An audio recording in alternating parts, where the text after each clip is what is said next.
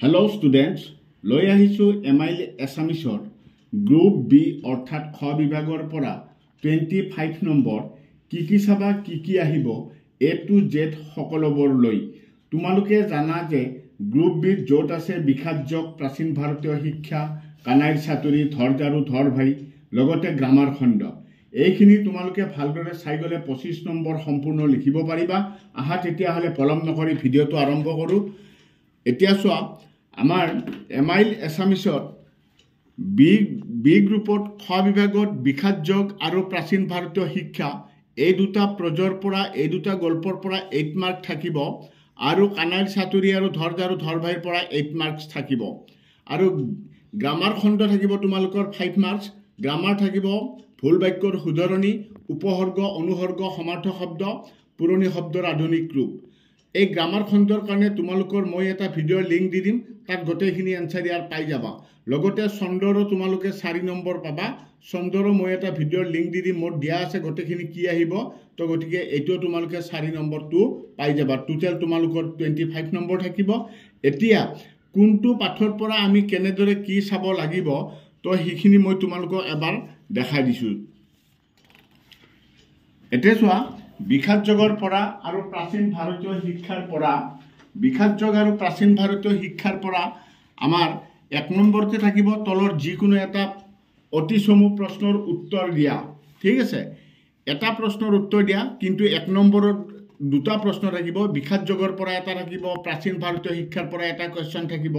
কিন্তু তোমালোকে লিখিব লাগিব মাত্ৰ এটা কোৱেশ্চন 2 নম্বৰতে চোৱা কেনে ধৰণে প্ৰশ্ন হ'ব 2 নম্বৰৰ দুটা প্ৰশ্ন থাকিব বিখ্যাত যোগৰ এটা থাকিব প্ৰাচীন ভাৰতীয় শিক্ষাৰ পৰা এটা থাকিব 3 নম্বৰতে 3 নম্বৰৰ প্ৰশ্ন এটা থাকিব তো এটো তোমাৰ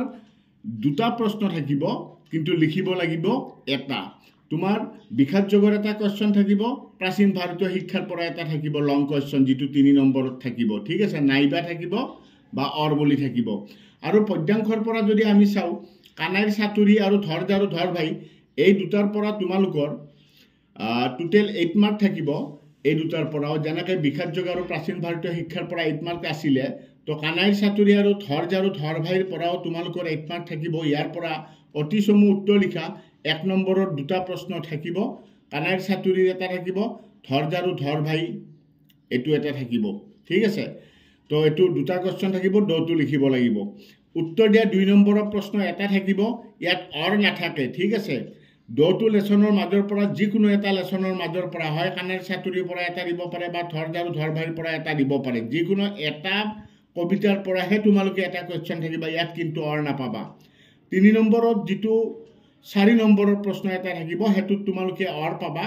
তো গটিকে 4 নম্বৰৰ প্ৰশ্ন এটা থাকিব দুটো লেসনৰ পৰা কানাইৰ চাতুৰিৰ পৰা আৰু ধৰজাৰু ধৰ ভাইৰ পৰা এটা এটা কৈ থাকিব যিকোনো এটা লিখিব লাগে এতিয়া তোমালোকে আমি কানাইৰ চাতুৰি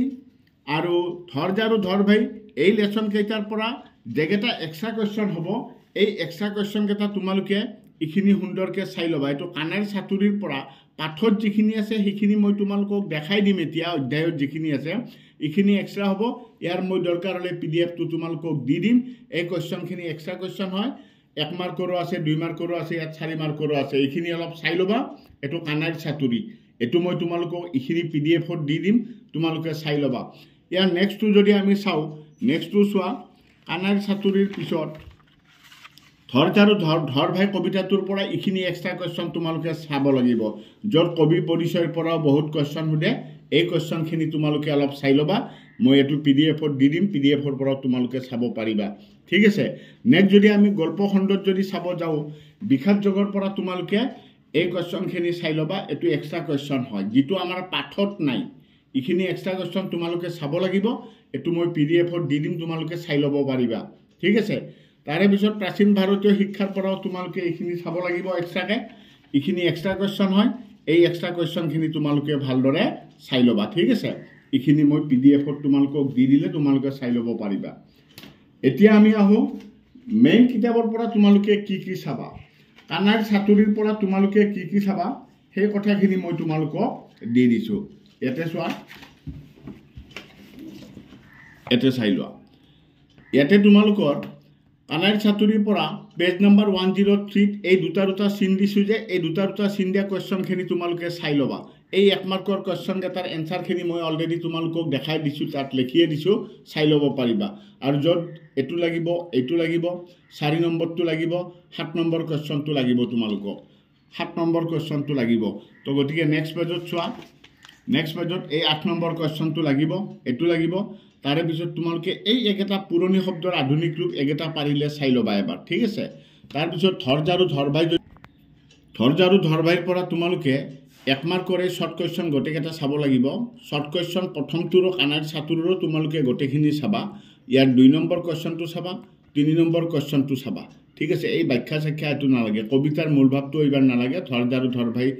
2024 আহিছিলে মূল ভাৱ, তো ঠিক আছে। তাৰপিছত নেক্সটত চোৱা, নেক্সটত 6 নম্বৰৰ কুৱেশ্যনটো তোমালোকে এইটো চাবা, এইবাৰ দৰকাৰী হয়। তাৰে পিছত যদি আমি চাওঁ বিখ্যাত যোগৰ পৰা তোমালোকে চাবা, বিখ্যাত যোগৰ পৰা তোমালোকে এইখিনি চাই ল'বা। এই 1 মাৰ্কৰ শ্বৰ্ট কুৱেশ্যন কেইটা একেটা চাই ল'ব লাগিব, একেটা শ্বৰ্ট হয়, একেটা তোমালোকে চাই ল'বা, ঠিক আছে। তাৰপিছত নেক্সট পেজত চোৱা, কুৱেশ্যন নম্বৰ আমাক 3টো লাগিব, কুৱেশ্যন নম্বৰ আমাক 4টো লাগিব, আৰু কুৱেশ্যন নম্বৰ 5 লাগিব আৰু 6 লাগিব, ঠিক আছে। এইখিনি চালেই তোমালোকৰ সম্পূৰ্ণৰূপে কমন পাবা। নেক্সট যদি আমি চাওঁ প্ৰাচীন ভাৰতীয় শিক্ষাৰ পৰা এই একত চমু উত্তৰ দিয়াকেইটা এইকেইটা গোটেইকেইটা লাগিব তোমাৰ, এইকেইটা শ্বৰ্ট হয়। তো তথাপিতো তোমালোকক মই এই ষ্টাৰ মাৰি দিছোঁ, এইকেইটা মেইনলি ইম্পৰ্টেণ্ট হয়, ঠিক আছে। তাৰপিছত কুৱেশ্যন নম্বৰ 4টো চাবা, ঠিক আছে। কুৱেশ্যন নম্বৰ 5টো চাবা। তাৰে পিছত নেক্সট পেজ,